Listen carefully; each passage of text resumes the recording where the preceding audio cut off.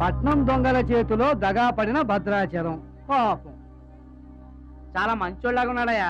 వాళ్ళ అన్నయ్యలు తిరిగితే ఎవరో మహాలక్ష్మి కలవడానికి వచ్చారంట. పాపం అమాయకుడిని చేసి అనవసరం ఇరికించారు కదన్నా. ఇరికించింది ఎవరో? ఇంకెవరు, మన అచ్చిబాబు బుచ్చిబాబు గాళ్ళే. తప్పు చేసామంటావా?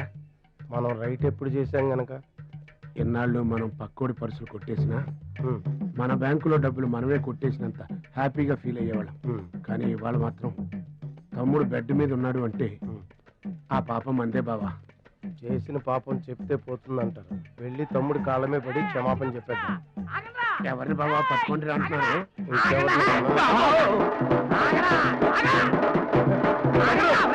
తమ్ముడు తమ్ముడు మమ్మల్ని క్షమించు తమ్ముడు.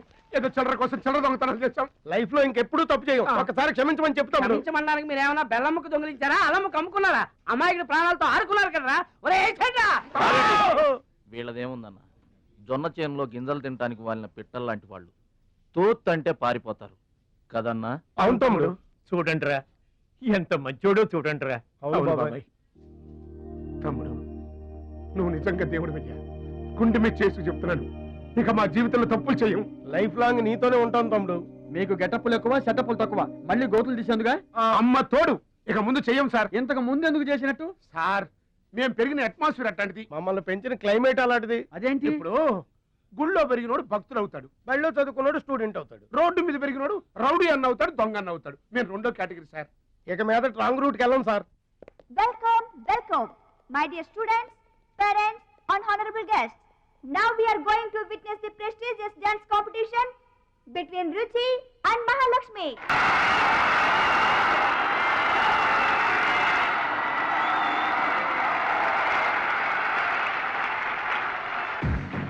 నువ్వు నన్ను డాన్స్ పోటీల్లోనే ఓడించావే, కానీ నేను నిన్ను జీవితంలోనే ఓడిస్తాను.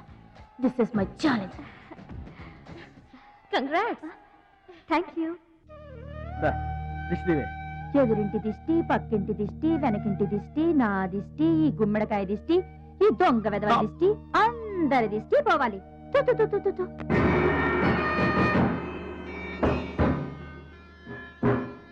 అవి సినిమా యాక్టర్ల ఫోటోలు కావయ్యా, టైక్వాండో ఛాంపియన్ల ఫోటోలు. ఈ ఆట నేర్చుకునే వాళ్ళకే మా పరశురాం కోచింగ్ ఇస్తుంటా. ఆ మొదలష్టపు కోచింగ్ వల్లే ఆయనకి గుండెపోటు వచ్చింది బాబు. అంటే ఆ కోచింగ్ ఇచ్చిన వాళ్ళకి గుండెపోటు వస్తుందమ్మా? ఆట నేర్పితే రాదయ్యా, తన్నులు తింటే వస్తుంది. అది నోరా ట్యాంక్ బండా? ఏంటంటే నేను ఏమైనా అబద్ధం చెప్తున్నానా? వాడు అన్నయ్యని కొట్టలేదు. ఎవరు కొట్టారండి? సూరజ్ అని ఒక దొంగ వెధవని తెచ్చి గొప్పవాణ్ణి చేస్తే గురుదక్షిణ కింద గుండెపోటునిచ్చాడు దొంగ వెధవ.